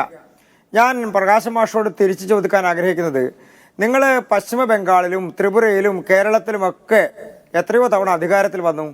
ആരെങ്കിലും ഒരാളെ, ഒരു മുസ്ലിം സമൂഹത്തിൽ നിന്ന് ഏതെങ്കിലും ഒരാളെ നിങ്ങൾ മുഖ്യമന്ത്രിയാക്കിയോ? 25-30 കൊല്ലം നിങ്ങൾ ഒരു സംസ്ഥാനം ഭരിച്ചല്ലോ. ഇപ്പം രണ്ടാമത് കേരളത്തിൽ ഭരിക്കുന്നുണ്ടല്ലോ, മാറി മാറി കേരളത്തിൽ ഭരണം നടത്തിയല്ലോ. ഏതെങ്കിലും മുസ്ലിം സമൂഹത്തിൽ നിന്നൊരു മുഖ്യമന്ത്രിയെ നിങ്ങൾ ഉണ്ടാക്കിയോ? ഒരു മുഖ്യമന്ത്രി ആക്കാൻ നിങ്ങൾക്ക് കഴിഞ്ഞോ? വേണ്ട, നിങ്ങളുടെ പാർട്ടിയുടെ ജനറൽ സെക്രട്ടറിയായി ഏതെങ്കിലും ഒരു കാലഘട്ടത്തിൽ ഒരു മുസ്ലിം സമൂഹത്തിൽ നിന്നൊരാളെ വെക്കാൻ നിങ്ങൾക്ക് കഴിഞ്ഞോ? നിങ്ങൾ കേരളത്തിൽ BJP അധികാരത്തിലെടുത്ത കാലഘട്ടത്തിൽ ഞങ്ങൾ ഗവർണർമാരായ ആളുകളെ നിങ്ങൾ നോക്കിക്കോളൂ. അതെല്ലാം ഏത് വിഭാഗത്തിൽ നിന്നാണ് നിങ്ങൾ നോക്കിക്കോളൂ. ഞങ്ങൾക്ക് ഭരണം കിട്ടിയ സമയത്ത് ഞങ്ങൾ ഏറ്റവും ആദ്യം രാഷ്ട്രപതിയാക്കിയത് ആരെയാണെന്ന് നിങ്ങൾ നോക്കിക്കോളൂ. അപ്പം ഞങ്ങളുടെ മേത്ത് 2019 ലോക്സഭാ തെരഞ്ഞെടുപ്പിൽ ശ്രീ കൃഷ്ണദാസ് BJPക്ക് ഒരൊറ്റ മുസ്ലിം സ്ഥാനാർത്ഥി ഉണ്ടായില്ല. ഒരൊറ്റ മുസ്ലിം സ്ഥാനാർത്ഥി 2019 ലോക്സഭാ തെരഞ്ഞെടുപ്പിൽ നിങ്ങൾക്കില്ല. കഴിഞ്ഞ യു പി നിയമസഭാ തെരഞ്ഞെടുപ്പിൽ ഒറ്റ കാൻഡിഡേറ്റ് ഇല്ല. എന്നിട്ട് യോഗി ആദിത്യനാഥ് പച്ചയ്ക്ക് പ്രസംഗിച്ചു, ഞങ്ങൾ ഈ രാജ്യത്തെ 80% വേണ്ടിയാണ് വോട്ട് ചോദിക്കുന്നത്. ഇത് അവരുണ്ടല്ലോ, അവർ 20% ആൾക്കാരാണ് എന്ന് പച്ചയ്ക്ക് വിഭജനം പറഞ്ഞു. നിങ്ങൾ CPM-നോട് പറയണോ? CPM-ന് എന്തുമാത്രം MLA-മാരും MP-മാരും മന്ത്രിമാരും വരെ മുസ്ലിങ്ങളുണ്ട്. നിങ്ങൾക്കുണ്ടോ ചോദിക്കുക ഒരൊറ്റ MP? ഞാൻ പറഞ്ഞുകൊണ്ടിരുന്നതിൻ്റെ ഇടയിൽ നിഷാദ് അത്ര വികാരം കൊള്ളേണ്ടതില്ല. അത് മനസ്സിലാക്കണമെങ്കിൽ അടൽ ബിഹാരി വാജ്പേയിയുടെ ഗവൺമെൻറ്റിൻ്റെ കാലഘട്ടത്തിലും ഈ ഗവൺമെൻറ്റിൻ്റെ കാലഘട്ടത്തിലും മന്ത്രിമാരായിരുന്നവരുടെ ലിസ്റ്റ് ഒന്ന് എടുത്ത് നോക്കിയാൽ മതിയല്ലോ. അല്ലെങ്കിൽ BJP-യുടെ ഭാരവാഹികളായിട്ടുള്ളവരുടെ ലിസ്റ്റ് നിങ്ങളൊന്ന് എടുത്ത് നോക്കിയാൽ മതിയല്ലോ. നിങ്ങൾക്ക് ഞങ്ങളുടെ അഖിലേന്ത്യാ ഭാരവാഹി കേരളത്തിൽ നിന്നുള്ള ആളെക്കുറിച്ച് നിങ്ങൾക്ക് അറിയില്ലേ? അപ്പം ഞങ്ങളുടെ പ്രസ്ഥാനത്തിൽ നടക്കുന്ന മാറ്റങ്ങളെ BJP-ക്കകത്ത് നരേന്ദ്രമോദി അമിത്ഷായും കഴിഞ്ഞാൽ വേറെ ആർക്കും വലിയ റോളൊന്നുമില്ല. അതൊക്കെ ആർക്ക് വേണമെങ്കിലും കൊടുക്കാം എന്നറിയാത്തവരല്ലോ. എൻ്റെ ക്വസ്റ്റൻ ഇതാണ്, BJP ഒരു തെരഞ്ഞെടുപ്പിൽ മുന്നോട്ട് വെക്കുന്ന ഒരു ഐഡിയോളജി ഉണ്ട്. ആ ഐഡിയോളജിക്കകത്ത് മുസ്ലിങ്ങൾക്ക് റെപ്രസെന്റേഷൻ ഇല്ല എന്ന് വെച്ചാൽ ആർക്ക് വേണ്ടിയാണ്? ഞങ്ങൾ ആർക്ക് നിൽക്കുന്നത്? ഒരു തെരഞ്ഞെടുപ്പിലാണ് നയം ഏറ്റവും പ്രധാനം. അവിടെ നിങ്ങൾ മുസ്ലിങ്ങളെ പഠിക്കൽ അടുപ്പിക്കില്ല. ഞങ്ങൾ നിഷാദിന്റെ തീരുമാനത്തിനും നിഷാദിന്റെ അഭിപ്രായത്തിനും അനുസരിച്ചല്ലല്ലോ പാർട്ടി പ്രവർത്തിക്കുന്നത്. ഞങ്ങൾ നയം രൂപീകരിക്കുന്നത് അതിനനുസരിച്ചിട്ടല്ലല്ലോ. ഞങ്ങൾ മീഡിയ വണ്ണിന്റെ ചർച്ച, ഞാനൊന്ന് പറയട്ടെ, ഞങ്ങൾ മീഡിയ വണ്ണിൻ്റെ അജണ്ടയ്ക്ക് അനുസരിച്ചല്ലല്ലോ കാര്യങ്ങൾ തീരുമാനിക്കുന്നത്. അപ്പോൾ അതുകൊണ്ട് ഞങ്ങൾക്ക് ഞങ്ങളുടേതായ രാഷ്ട്രീയമുണ്ട്. ആ രാഷ്ട്രീയം ഈ രാജ്യത്തെ ജനങ്ങൾ അംഗീകരിക്കുന്നുണ്ട്. പിന്നെ ജമാഅത്തെ ഇസ്ലാമിയുടെ ബഹുമാനപ്പെട്ട സുഹൃത്ത് സൂചിപ്പിച്ച വിഷയത്തെ സംബന്ധിച്ച് അങ്ങ് എന്നോട് ചോദിച്ച ചോദ്യം, അദ്ദേഹത്തിന് കേരളത്തിലിരുന്നുകൊണ്ട് മാത്രമേ ഈ തരത്തിൽ പറയാൻ വേണ്ടി കഴിയുമെന്ന്. മറ്റേതെങ്കിലും സംസ്ഥാനത്ത് ഏതെങ്കിലും പ്രശ്നങ്ങളുണ്ടോ? അദ്ദേഹത്തിന് കേരളത്തിലിരുന്നുകൊണ്ട് പറയാം. അതിൻ്റെ പ്രധാനപ്പെട്ട കാരണം കേരളത്തിൽ പ്രകാശ് മാഷെ പോലുള്ള ആളുകൾ ഈ തരത്തിൽ തെറ്റിദ്ധരിപ്പിക്കുന്ന തരത്തിലുള്ള പ്രസ്താവനകൾ നടത്തി വലിയ മോഹന വാഗ്ദാനങ്ങൾ നൽകി ആ വിഭാഗത്തെ വലിയ തെറ്റിദ്ധാരണയിലേക്ക് കൊണ്ടുപോകാൻ ഇന്ത്യയെ സംബന്ധിച്ച് ഇന്നലത്തെ വാർത്താ സമ്മേളനം ഡൽഹിയിലാണ്. ജമാഅത്തെ ഇസ്ലാമി അതിന്റെ കൂട്ടത്തിലുള്ള ഒരു സംഘടന മാത്രമാണ്. ഇന്നലത്തെ വാർത്താ സമ്മേളനം ഡൽഹിയിൽ വിവിധ സംഘടനകളുടെ കോർഡിനേഷൻ കമ്മിറ്റിയുടെ വാർത്താ സമ്മേളനത്തിലാണ് അവർ ഈ വൈകാരിക വാചകം പറഞ്ഞത്. ഞാൻ അവരെവിടെ പത്രസമ്മേളനം നടത്തി എന്നുള്ളതിൻ്റെ അടിസ്ഥാനത്തിലല്ല പറഞ്ഞത്. ഞാൻ നമ്മളുടെ ചർച്ച നടക്കുന്ന സംസ്ഥാനത്തെക്കുറിച്ചാണ് പറഞ്ഞത്.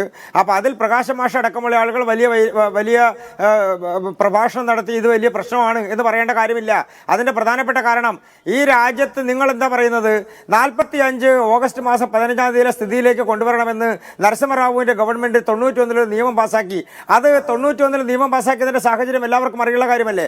അത് കോടതിക്ക് അറിയാത്തത് കൊണ്ടാണോ കോടതി ഉത്തരവ് പുറപ്പെടുവിക്കുന്നത്? അത് ഹൈക്കോടതിയിൽ പോയല്ലോ. ഹൈക്കോടതിക്ക് ആ നിയമം അറിയാത്തത് കൊണ്ടാണോ ബഹുമാനപ്പെട്ട ഹൈക്കോടതി സ്റ്റേ അനുവദിക്കാതിരുന്നത്? അപ്പൊ കൃഷ്ണദാസ് എന്തേ കോടതിക്ക് ആ നിയമം അറിയില്ലേ എന്നാണ് നമ്മൾ ചോദിക്കുന്നത്. ഈ രാജ്യത്ത് അഭിഭാഷകൻ ഈ പാനലിലുണ്ട്, അദ്ദേഹം നിങ്ങൾ ഫീസ് കൊടുത്ത വക്കീലിനോട് ചോദിക്കണമെന്ന്. ഞാനൊന്ന് പൂർത്തിയാക്കട്ടെ. ഞാൻ പൂർത്തിയാക്കട്ടെന്ന്. അത് നിങ്ങൾ ഫീസ് കൊടുത്തിട്ടുള്ള വക്കീലിനോട് ചോദിക്കണം എന്തുകൊണ്ട് ആ ഭാഗം അംഗീകരിക്കപ്പെട്ടില്ല എന്നുള്ളത്. അത് പറയേണ്ടത് ഞാനല്ല, BJP-ക്കാരല്ല. അത് നിങ്ങൾ കേസ് കൊടുത്തിട്ടുള്ള വക്കീലിനോട് ചോദിക്കണം. പിന്നെ രണ്ടാമത്തെ കാര്യം, ഈ രാജ്യത്ത് നിലനിൽക്കുന്ന സംവിധാനത്തിൽ ശ്രീ പ്രകാശ് മാഷ് അടക്കമുള്ള ആളുകൾ എന്തിൻ്റെ അടിസ്ഥാനത്തിലാണ് ഞങ്ങൾക്കെതിരെ ഈ തരത്തിലുള്ള ആരോപണങ്ങൾ, കള്ള ആരോപണങ്ങൾ ഉന്നയിക്കുന്നത് ജനങ്ങളുടെ മുൻപിൽ? ഈ രാജ്യത്ത് നടക്കുന്ന എല്ലാ പ്രതിഷേധങ്ങളും പ്രക്ഷോഭങ്ങളും നടന്നിട്ടുള്ള സാഹചര്യം എപ്പോഴും ഉണ്ടായതാണ്. 300-400 കൊല്ലങ്ങളായി രാജ്യത്ത് അടിമ വ്യവസ്ഥയുടെ അടിസ്ഥാനത്തിൽ ഈ രാജ്യത്തെ അടക്കി ഭരിക്കാൻ വേണ്ടി വന്നിട്ടുള്ള വൈദേശിക ശക്തികൾ അവർ നടത്തിയിട്ടുള്ള നടപടികൾക്കെതിരായി, അവർ നടത്തിയിട്ടുള്ള കടന്നുകയറ്റങ്ങൾക്കെതിരായി, അവർ നടത്തിയിട്ടുള്ള തകർക്കലുകൾക്കെതിരായി ഈ രാജ്യത്തെ ജനങ്ങൾ ഏതെങ്കിലും ഒരു സമയത്ത് പ്രതിഷേധിച്ചാൽ അതിനെതിരെ നിൽക്കാൻ പ്രകാശ് മാഷക്ക് അവകാശമുണ്ട്. അതെല്ലാം തെറ്റാണെന്ന് പറയാനും നിങ്ങൾക്ക് അവകാശമുണ്ട്. പക്ഷേ അത് നിങ്ങളുടെ അഭിപ്രായം നടക്കണമെന്ന് വാശി പിടിക്കാനുള്ള അധികാരം നിങ്ങൾക്കില്ല. അത് പ്രകാശ് മാഷെ പോലുള്ളവർ മനസ്സിലാക്കുന്നതാണ്. നിങ്ങൾ ആദ്യം തന്നെ നിങ്ങളുടെ പാർട്ടിക്കകത്ത് ഈ കാര്യങ്ങളെല്ലാം നടപ്പാക്കുക. നിങ്ങളുടെ പാർട്ടി ദീപക് പ്രകാശ് എന്തുകൊണ്ടാണ് 1991 നിയമം പരിഗണിക്കപ്പെട്ടില്ല എന്ന ചോദ്യത്തിന് അത് വക്കീലിനോട് ചോദിക്കണമെന്നാണ് BJP-യുടെ പാനലിസ്റ്റ് പറയുന്നത്. സത്യത്തിൽ അതിനെന്തെങ്കിലും ഒരു വിശദീകരണം നൽകാൻ നമ്മുടെ കോടതികൾക്ക് കഴിയുന്നുണ്ടോ? 91 നിയമത്തെക്കാൾ വലുതാണ് മതസ്വാതന്ത്ര്യ നിയമം, ഭരണഘടനാപരമായ മൗലികാവകാശം എന്നൊക്കെ ഒരു കീഴ്ക്കോടതി വിശദീകരിച്ചു കണ്ടിട്ടുണ്ട്. അപ്പോൾ 91 നിയമത്തെക്കാൾ വലുതാണ് മറ്റേതെങ്കിലും ഭരണഘടനാ പദവി അല്ലെങ്കിൽ അവകാശം എന്ന് വിശദീകരിക്കാനുള്ള ബാധ്യതത്തിൽ ഭരണഘടനാ കോടതിയായ സുപ്രീം കോടതിക്ക് മാത്രമേ ഉള്ളൂ. അവിടെ അങ്ങനെ ഒരു തീർപ്പ് വന്നിട്ടില്ല. സത്യത്തിൽ എന്താണ് കോടതികൾക്ക് അത് സംഭവിക്കുന്നത്? അതും ഈ പൊതുബോധത്തിന് എല്ലാ ഇൻസ്റ്റിറ്റ്യൂഷനും കീഴടങ്ങുന്നത് പോലെ കോടതികളിലും സംഭവിക്കുന്നു എന്ന് പറയേണ്ടി വരുമോ?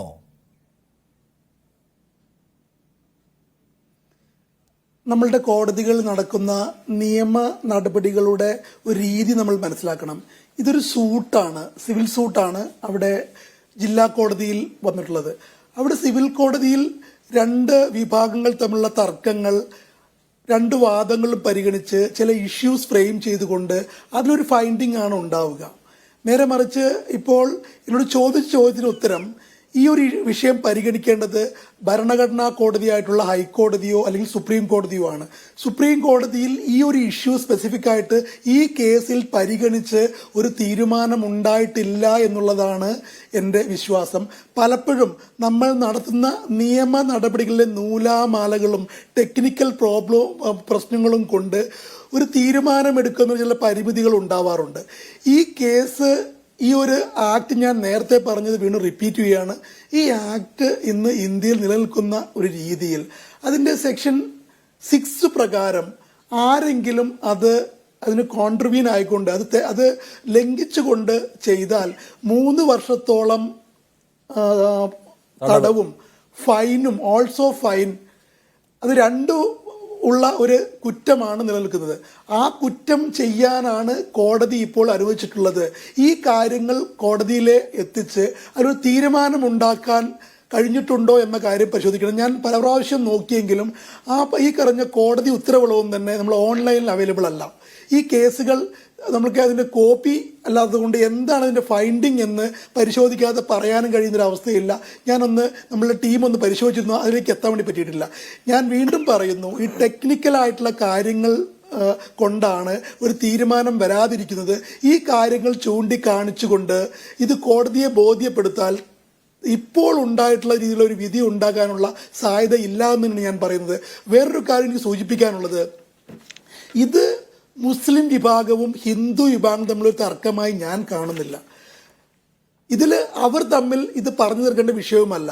നമ്മുടെ മൊത്തം സമൂഹത്തിൽ നിലനിൽക്കുന്ന മതസൗഹാർദ്ദവും അവർ തമ്മിലുള്ളൊരു ഐക്യവും അഖണ്ഡതയും എല്ലാം നിലനിർത്താൻ ഈ നാട്ടിലെ എല്ലാവരും, എല്ലാ വിഭാഗത്തിൽപ്പെട്ട ആളുകളും, എല്ലാ മനുഷ്യരും ഒന്നു ചേർന്നുകൊണ്ട് ഇതുപോലുള്ള പ്രശ്നങ്ങൾ നാട്ടിലുണ്ടാകരുത് എന്നൊരു തീരുമാനമെടുക്കുകയാണ് വേണ്ടത്. ഈ കേസിന് പോകേണ്ടത് ഒരു മുസ്ലിം വിഭാഗമാണെന്ന അഭിപ്രായം എനിക്കില്ല. ഇതിനെ സ്നേഹിക്കുന്ന, ഇതിനെക്കുറിച്ച് അറിയുന്ന, ഈ നാടിൻ്റെ അന്തസ്സും അഭിമാനവും അഖണ്ഡതയും നിലനിൽക്കാൻ ആഗ്രഹിക്കുന്ന എല്ലാ ആളുകളും ഒരുമിച്ച് ചോദ്യം ചെയ്യേണ്ട അവസ്ഥയാണ് ഇതിനുള്ളത്. ഇത് രണ്ട് വിഭാഗങ്ങൾ തമ്മിലുള്ള ഒരു കേസായി പരിഗണിച്ചുകൊണ്ട് അത് ഒരു വല്ലാത്ത രീതിയിലേക്ക് കൊണ്ടുപോകുന്ന ഒരു അവസ്ഥ ഈ നാട്ടിൽ ഉണ്ടാകാൻ പാടില്ല എന്നുള്ളതാണ് എൻ്റെ വ്യക്തിപരമായ അഭിപ്രായം. ഒരു കാരണവശാലും ഉണ്ടാകാൻ പാടില്ലാത്ത ഒരു വിധിയാണ് ഇപ്പോൾ ഉണ്ടായിട്ടുള്ളത്. ഇനി രാജ്യത്തെ ഏത് റിലീജിയസ് സ്ട്രക്ചറിന് മേലും ആർക്കും അവകാശവാദം ഉന്നയിക്കാൻ കഴിയും വിധത്തിലുള്ള ഒരു അപകടകരമായ പ്രസിഡൻസ് സെറ്റ് ചെയ്യാണ് കോടതി, അല്ലേ? തീർച്ചയായും. ഇത് ഞാൻ മനസ്സിലാക്കിയത്, എൻ്റെ ഓഫീസിൽ നിന്നും പരിശോധിച്ചപ്പോൾ നോക്കുന്നത്, ഈ വിധി പ്രഖ്യാപിച്ചതിൻ്റെ അടുത്ത ദിവസം റിട്ടയർ ചെയ്യുന്ന ഒരു ജില്ലാ ജഡ്ജിയാണ് ഈ വിധി പ്രഖ്യാപിച്ചിട്ടുള്ളത്. എന്താണ് അതിൻ്റെ ഉദ്ദേശം എന്ന് മനസ്സിലാകുന്നില്ല. ഈ കാര്യങ്ങളെക്കുറിച്ച് വ്യക്തമായ, ഞാൻ കുറ്റമായി പറയുകയല്ല, പല ജില്ലാ കോടതികളുടെയും ജഡ്ജിമാരുടെ ഒരു സ്റ്റാൻഡേർഡ്, പലപ്പോഴും യു പിയിലെയും എല്ലാം ജഡ്ജിമാരുടെ സ്റ്റാൻഡേർഡ് എന്താണെന്ന് ചോദിച്ചാൽ അതിനെക്കുറിച്ച് അഭിപ്രായം പറയുന്നത് ഒരു അഭിഭാഷകന് ശരിയല്ല. ഈ കാര്യത്തിൽ ഉണ്ടായിട്ടുള്ളത് തീർച്ചയായും തെറ്റായിട്ടുള്ളൊരു വിധിയാണ്. ഒരു കാര്യം മാത്രമാണ് ഞാൻ പറയുന്നത്, ഈ ആക്ടിൻ്റെ അടിസ്ഥാനത്തിലാണ് പറയുന്നത്. അല്ല, ഇനി ഈ ജഡ്ജിക്ക് ഇതുപോലൊരു വിധി പ്രഖ്യാപിക്കണമെന്ന് കഴിഞ്ഞാൽ മേലെ കോടതിയിൽ ഒരു തീരുമാനം ഉണ്ടാകുന്നത് വരെ അത് നടപ്പിലാക്കാൻ പാടില്ല. ഒരു 7 ദിവസത്തിനോ ഒരു 10 ദിവസത്തിനോ ഒരു സമയം കൂടി കൊടുക്കുന്ന ഒരു സാമാന്യ മര്യാദ, ഒരു വളരെ രീതിയിൽ നീതിയുക്തമായ നിയമപരമായ തീരുമാനം ഉണ്ടാവില്ല എന്നാണ് നിർഭാഗ്യം. അത് താങ്കൾ ചൂണ്ടിക്കാണിക്കുകയാണ്. ടി മുഹമ്മദ് വേള, ഇപ്പം ബാബരി മസ്ജിദിന്റെ കേസ് എടുത്താൽ, ബാബരി മസ്ജിദ് പൊളിച്ചയിടത്ത് ഒരു ക്ഷേത്രം തകർത്താണ് ബാബരി മസ്ജിദ് നിർമ്മിച്ചത് എന്ന് തെളിയിക്കാൻ കഴിയുന്ന എന്തെങ്കിലും ഇവിടെ പ്രൊഡ്യൂസ് ചെയ്യാൻ നിങ്ങൾക്ക് കഴിഞ്ഞിട്ടില്ല എന്നാണ് ASIയോട് സുപ്രീം കോടതി പറഞ്ഞത്. എന്ന് വെച്ചാൽ ഈ ക്ഷേത്രം തകർത്ത് നിർമ്മിച്ച പള്ളി എന്ന് സ്ഥാപിക്കാൻ കഴിഞ്ഞിട്ടില്ല എന്ന് കോടതി അവസാനത്തെ വിധി തീർപ്പിൽ പറയുന്നുണ്ട്. പക്ഷേ ഫൈനലി ലാൻഡ് അപ്പുറത്തുള്ളവർക്ക് കൊടുത്തു. അത് കൊടുക്കുന്നത് എന്തിനാണെന്ന് ചോദിച്ചാൽ ഇപ്പോഴത്തെ ഒരു സാഹചര്യത്തിൽ അതായിരിക്കും ബെറ്റർ എന്ന് കോടതിക്ക് തോന്നിക്കാണുമായിരിക്കും. മറ്റൊന്ന്, ഈ പള്ളി തകർത്ത കേസാണ്, അതൊരു ക്രിമിനൽ ആക്റ്റാണ്.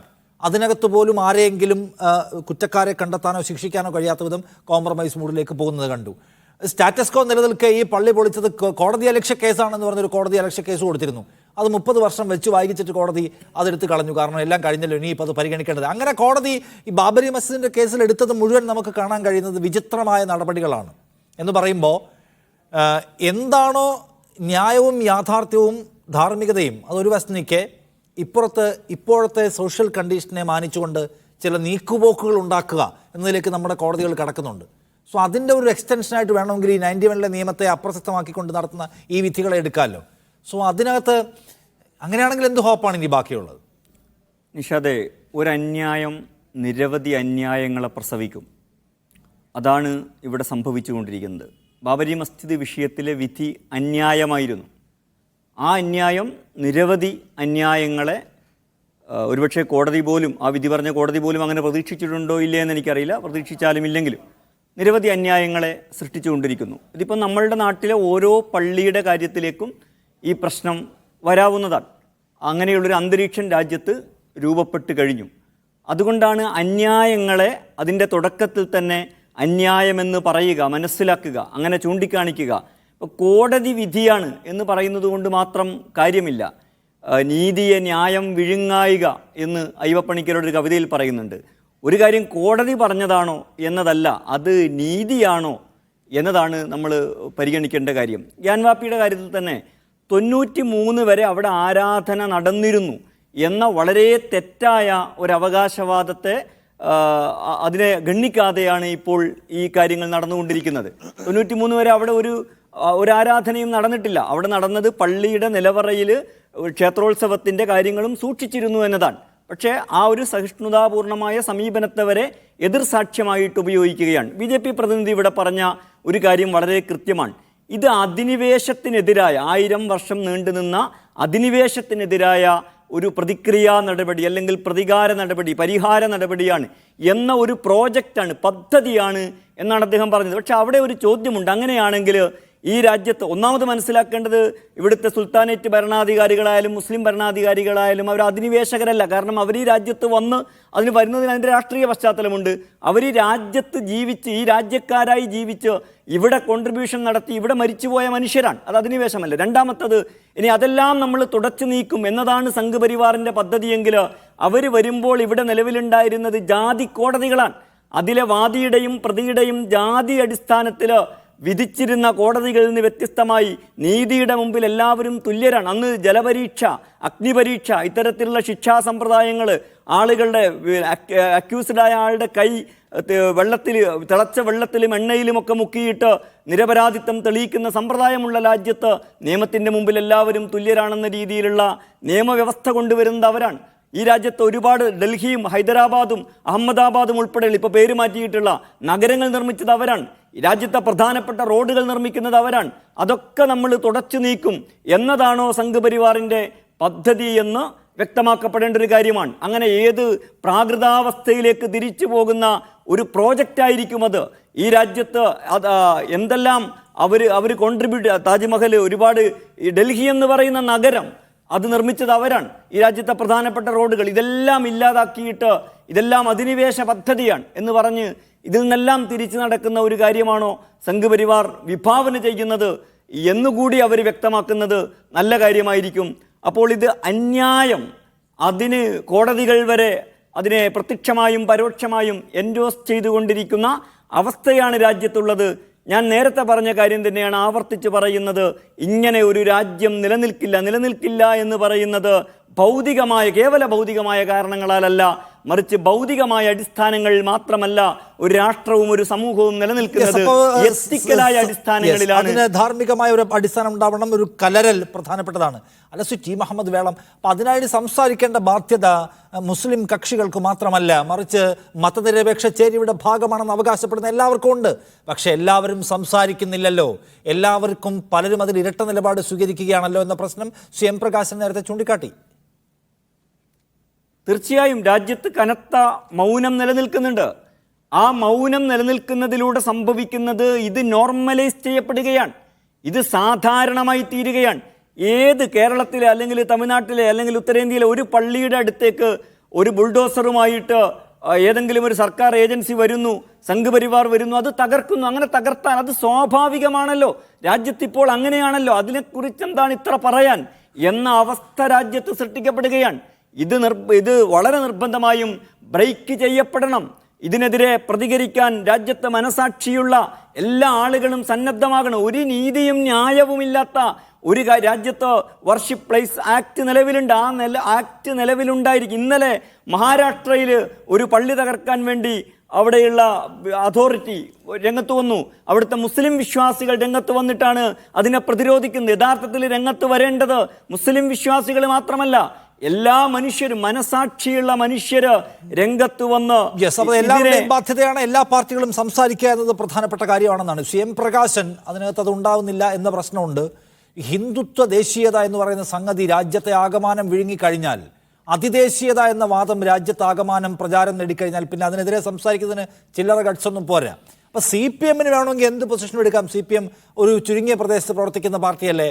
ഞങ്ങൾക്ക് എന്താ പറയുക, ദേശീയമായ താല്പര്യങ്ങളും ലക്ഷ്യങ്ങളും ഉണ്ട്, ഞങ്ങൾക്ക് അത്ര എളുപ്പമല്ല എന്ന് കോൺഗ്രസ്സുകാർ പരസ്യമായി അല്ലെങ്കിലും വിശദീകരിക്കുന്നത് കേട്ടിട്ടുണ്ട്. അപ്പോൾ കോൺഗ്രസിനെ സംബന്ധിച്ച് രാജ്യത്തെ ഹിന്ദു സെൻറ്റിമെൻറ്റ്സിനെയും കൂടി പരിഗണിക്കേണ്ട കാര്യമുണ്ട്. തരൂരൊക്കെ പറഞ്ഞു കേട്ടില്ലേ, അത് രാമൻ എന്ന് പറഞ്ഞാൽ ഹിന്ദുക്കളുടെ ഒരു സെൻറ്റിമെൻറ്റ്സ് ആണ്, അത് പരിഗണിക്കണമെന്ന്. അതിനുള്ള മറുപടി എന്താണ്?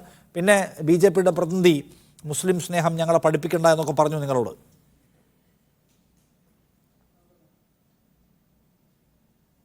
ഇതിൽ രാജ്യ താല്പര്യമാണോ പ്രധാനം, അധികാര കസേരയാണോ പ്രധാനം? ഈ ചോദ്യത്തിന് മുമ്പിലാണ് കോൺഗ്രസ് പതറുന്നത്.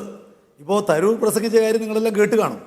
ഈ നേരത്തെ ഈ ബാബരി പള്ളി നിന്ന സ്ഥലം ഈ ഹിന്ദുക്കൾക്ക് വിട്ടുകൊടുത്തിരുന്നുവെങ്കിൽ ഇത്രയും വലിയ പ്രശ്നം ഉണ്ടാകുമായിരുന്നില്ല എന്ന് പറയാൻ തരൂരിനെ പോലെ കോൺഗ്രസിൻ്റെ പ്രാമാണികരായ ഒരു വർക്കിംഗ് കമ്മിറ്റി അംഗത്തിന് സാധിക്കുന്നു എന്നുള്ളതാണ് ഈ രാജ്യത്തിൻ്റെ ദുര്യോഗം. പിന്നെ ഇവിടെ ഇപ്പോൾ ബി ജെ പിയുടെ ആൾ പറഞ്ഞു നിങ്ങൾ മുസ്ലിങ്ങളുടെ വക്താക്കൾ, മുസ്ലിങ്ങളുടെ അവകാശങ്ങൾക്ക് വേണ്ടി. ഞങ്ങൾ അങ്ങനെയല്ല. ഞങ്ങൾ സാധാരണ മനുഷ്യൻ്റെ ആകെ അവകാശങ്ങൾക്ക് വേണ്ടി നിൽക്കുന്നവരാണ്. ഞങ്ങൾ കാണുന്നത് മുസ്ലിങ്ങളും അവരിൽപ്പെട്ടവരാണ്. ഈ പറയുന്ന സാധാരണക്കാരായിട്ടുള്ള ആളുകളിൽ മുസ്ലിങ്ങൾ ഉൾപ്പെടുന്നില്ലേ? പിന്നെ ഞങ്ങളുടെ പാർട്ടിയിൽ ഞാൻ ചോദിക്കട്ടെ, ഒരു മുസ്ലിമിനെ മുമ്പിൽ നിർത്തിയിട്ട് എല്ലാ വൃത്തികേടുകളും ചെയ്താൽ അത് എങ്ങനെ അംഗീകരിക്കാൻ വേണ്ടി കഴിയുക? ഇപ്പോൾ ബി ജെ പിയുടെ അധ്യക്ഷനായിട്ട് ഒരു മുസ്ലിമെ കൊണ്ടുവരുന്നു, എന്നിട്ട് ന്യൂനപക്ഷ വേട്ട നടത്തുന്നു. അത് ശരിയായ ഒരു കാര്യമാണോ? മുസ്തഫർ അഹമ്മദിൻ്റെ ഒക്കെ പാർട്ടിയാണ് ഞങ്ങളുടെ പാർട്ടി. അവിടെ ഞങ്ങളെ ഈ മുസ്ലിമിനോടുന്ന നിലപാട് എന്നൊന്നും ആരും പഠിപ്പിക്കേണ്ട കാര്യമില്ല. പിന്നെ ബി ജെ പിയെ സംബന്ധിച്ച് കോൺഗ്രസിന് മനസ്സിലാവേണ്ട ഒരു കാര്യമുണ്ട്. ആട്ടിൻ തോലിട്ടാൽ ഒരു കാരണവശാലും ചെന്നായ ആടാവില്ല. അവർ ചെയ്തുകൊണ്ടിരിക്കുന്നതാണ്. അത് തുറന്നു പറയാൻ ആർജവം വേണം, അത് തുറന്നു പറയാൻ നിങ്ങൾക്ക് ധൈര്യം വേണം, നട്ടല് വേണം. കോടതികളെ സംബന്ധിച്ച് പറഞ്ഞല്ലോ, കോടതികളോട് ബി ജെ പി എടുക്കുന്ന നിലപാടെന്താ? ആ നിലപാടിനോട് കോൺഗ്രസിന്റെ സമീപനം എന്താ? ഇന്ത്യയുടെ ചരിത്രത്തിൽ ആദ്യമായിട്ട് ഇവിടെ എല്ലാ കാലത്തും കൊളീജിയമാണല്ലോ ജഡ്ജിമാരെ നിശ്ചയിക്കുന്നത്. നമ്മുടെ കേന്ദ്ര നിയമകാര്യമന്ത്രി പറയാണ് കൊളീജിയം നിശ്ചയിക്കേണ്ട കാര്യമില്ല, ഞങ്ങൾ നിശ്ചയിച്ചോളാം. കൊളീജിയം കൊടുക്കുന്ന പേരുകൾ എന്താ എടുക്കുന്ന നിലപാട്? ഞങ്ങൾക്ക് ഇഷ്ടമുള്ള നിലപാട് സ്വീകരിക്കുന്നവരെ ജഡ്ജിമാരാക്കും, അല്ലാത്തവരെ ജഡ്ജിമാരാക്കില്ല. എതിർക്കാൻ വേണ്ടിയുണ്ടോ പ്രധാന പ്രതിപക്ഷ കക്ഷിയായിട്ടുള്ള കോൺഗ്രസ്? അതുപോലെ തന്നെ ഇപ്പോൾ രാജ്യത്തിലെ പ്രധാന നീതിന്യായ പീഠങ്ങളിൽ പിരിയുന്ന ആളുകളെ ഒരു രാഷ്ട്രീയ പാർട്ടിയും അവരുടെ രാഷ്ട്രീയ പാർട്ടിക്കാരാക്കാറില്ല. എന്താ ബി ജെ പി ചെയ്തുകൊണ്ടിരിക്കുന്നത്? നമ്മൾ കണ്ടല്ലോ, ഇവിടെ ചീഫ് ജസ്റ്റിസ് ആയ ആളുകൾ ഉൾപ്പെടെ തങ്ങളുടെ എം പി ആക്കാൻ ഒരു മടിയും ഉണ്ടായില്ലല്ലോ ബി ജെ പിക്ക്. അപ്പം നീതിന്യായ വ്യവസ്ഥ ഉൾപ്പെടെ തങ്ങളുടെ വരുതിയിൽപ്പെടുത്താൻ വേണ്ടി പറ്റാവുന്ന എന്തെന്തു കാര്യങ്ങൾ ഈ കഴിഞ്ഞ 10 കൊല്ലക്കാലം കൂടി ബി ജെ പി ചെയ്യുന്നു. ഇതൊന്നും കാണാത്തവരാണോ ഈ കോൺഗ്രസ്സുകാരടക്കമുള്ള ആളുകൾ? പൗരത്വ നിയമം വന്നു, അത് ഈ രാജ്യത്തെ മെല്ലെ മെല്ലെ ഹൈന്ദവാധിപത്യത്തിലേക്ക് നയിക്കാനുള്ള നീക്കാണ്. ഹിന്ദു വർഗീയതക്ക് ശക്തിപ്പെടാനുള്ള നീക്കമാണെന്ന് പറയാൻ അത് മനസ്സിലാക്കാൻ പാടൂർപ്പടി വരെ പോകണോ? മനസ്സിലാക്കാൻ വേണ്ടി കഴിഞ്ഞോ? ഇവിടെ ഈ കേരളത്തിൽ മാധ്യമങ്ങൾ കഴിഞ്ഞോ? ഇത്ര അന്യായമായ നിലപാടുണ്ടാകുമ്പോൾ കേരളത്തിൽ മുഖ്യധാര മാധ്യമങ്ങൾ സ്വീകരിക്കുന്ന നിലപാടെന്താ? ഇപ്പോഴും മാതൃഭൂമിയും മനോരമയും ഏഷ്യാനെറ്റും അതുപോലെ ഒരുപാട് മാധ്യമങ്ങളുണ്ടല്ലോ, അവരുടെ സ്വീകരിക്കുന്ന നിലപാടെന്താ? മതനിരപക്ഷമാണോ? മതനിരപേക്ഷതയെ തകർക്കുന്ന നീക്കങ്ങൾക്ക് ഹല്ലേലൂയ പാടുന്ന, അതിന് സഹായിക്കുന്ന നിലപാട് കോൺഗ്രസ് മാത്രമല്ല സ്വീകരിക്കുന്നത്, ഈ കേരളത്തിലെ മാധ്യമങ്ങളടക്കം സ്വീകരിക്കുകയാണ്. അപ്പോൾ ഒരു കാര്യം ഉറപ്പാണ്. ഇപ്പോൾ നമ്മളെ ബ്രസ്റ്റിനൊരു കവിതയുണ്ട്, ഈ ഓരോ ആളുടെ മേലെ വരുമ്പോഴും ഞാൻ എതിർത്തില്ല, കാരണം ഞാൻ അതിൽപ്പെട്ടതല്ലോ.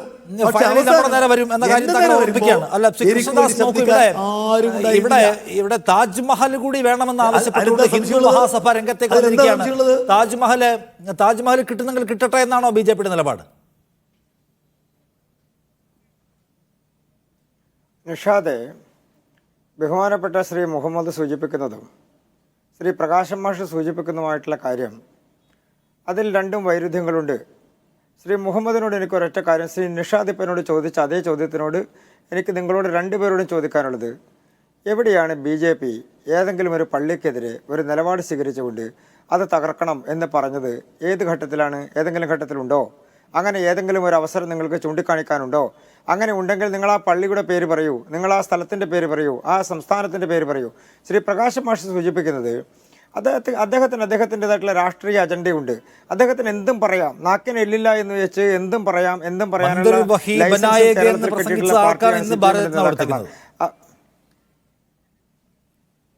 ഞാൻ നിങ്ങൾ പ്രസംഗിച്ച ഒരു വാചകം എടുത്തുകൊണ്ട്, ഏതെങ്കിലും ഒരാൾ പ്രസംഗിച്ച വാചകം എടുത്തുകൊണ്ട് പറയാനല്ലല്ലോ പറഞ്ഞത്.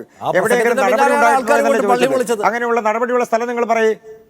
അല്ല അല്ല നിഷാദ്, നിങ്ങൾ പ്രസംഗത്തിൽ ഏതെങ്കിലും ഒരാൾ പ്രസംഗിച്ചതിന്റെ വാചകം എടുത്ത് പറയാതെ ഒരു ഉദാഹരണം പറയും. ഏത് സ്ഥലത്ത്, ഏത് പള്ളി, ബാബറി മസ്ജിദ് പൊളിച്ചതല്ലേ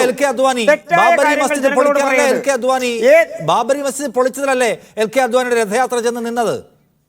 നിങ്ങൾ തീ കൊണ്ടാണല്ലോ കളിച്ചത്. അവസാനം നിങ്ങളുടെ കയ്യിൽ നിന്ന് പോയല്ലേ. ആൾക്കൂട്ടം ഇത് പൊളിച്ചല്ലേ ചോദിക്കുമ്പോൾ ശരി, അതൊരു ടെറിബിൾ മിസ്റ്റേക്ക് ആയിരുന്നു എന്ന് പറഞ്ഞിട്ടുണ്ട് പ്രണവ് റോയിയോട് NDTV ഇന്റർവ്യൂവിൽ ഈ എൽ കെ അദ്വാനി. ശ്രീ മുഹമ്മദ് സൂചിപ്പിച്ചപ്പോൾ ഗ്യാൻവാബിയിൽ 93 വരെ അവിടെ ക്ഷേത്രത്തിൻ്റെ ചില വസ്തുക്കൾ സൂക്ഷിച്ചിരുന്നു എന്ന് അദ്ദേഹം പറഞ്ഞല്ലോ. ബഹുമാനപ്പെട്ട ഹൈക്കോടതി സ്റ്റേ കൊടുക്കാതിരുന്ന കാര്യത്തെ സംബന്ധിച്ച് ബഹുമാനപ്പെട്ട ശ്രീ പ്രകാശ് സൂചിപ്പിച്ചത്, അഭിഭാഷകനാണല്ലോ അദ്ദേഹത്തിന് കാര്യങ്ങൾ അറിയാമല്ലോ. അദ്ദേഹം സൂചിപ്പിച്ചത് സെക്ഷൻ 6 ആക്ടിൻ്റെ സെക്ഷൻ 91 ആക്ടിൻ്റെ സെക്ഷൻ 6 പ്രകാരം 3 വർഷം ശിക്ഷ നേരിടേണ്ടി വരും എന്നുള്ളതിനെ സംബന്ധിച്ചാണ്. അദ്ദേഹം അതിനു മുൻപ് അതിൻ്റെ സെക്ഷൻ 3 ഒന്ന് വായിച്ചു നോക്കിക്കഴിഞ്ഞാൽ അദ്ദേഹത്തിന് കൃത്യമായിട്ട് ആ കാര്യം മനസ്സിലാകുമായിരുന്നു. സെക്ഷൻ 3 എന്താ പറയുന്നത്?